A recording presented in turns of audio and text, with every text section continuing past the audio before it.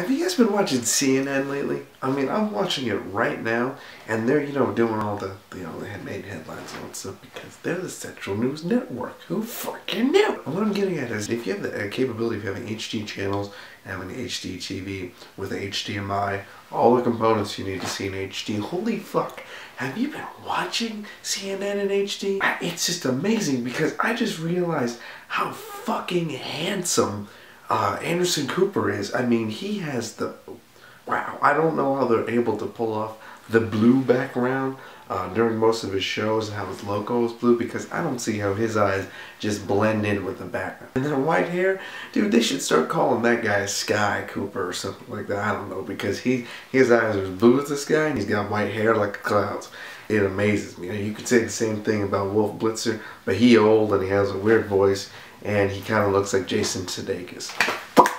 There's a lot of stuff going on in the news right now, watching it. They're talking about the HIV baby cure. What the hell happened here? Is this, I'm looking at Anderson Cooper, I don't get it. I mean, that man. The funny thing is that a friend of mine, he was talking to me years back about, or like, not years back, but like when Anderson Cooper came out of the closet, basically, and how he thought that the whole time before he came out, my friend thought that he was like the biggest, like, pimp in the journalism business, because we agreed that this man is so good looking and he has such an authority when he's on camera. Like, you don't want to mess with this guy, he really like hammers people with the question of, like, especially when he thinks it's not cool and all that stuff, which I get, and it's a trip.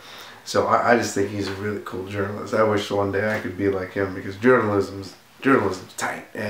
But the problem is these days that journalists are reporting on bullshit, and that's just true. This is like they report about stuff that's going on in Hollywood, which no one wants. I mean, people care about, of course, because people care about the most minute, trivial shit, just to get an escape themselves, or get an escape for themselves from their mundane lives. And they want to show you that the glitz and glamour is more important than what's actually going on in Washington right now.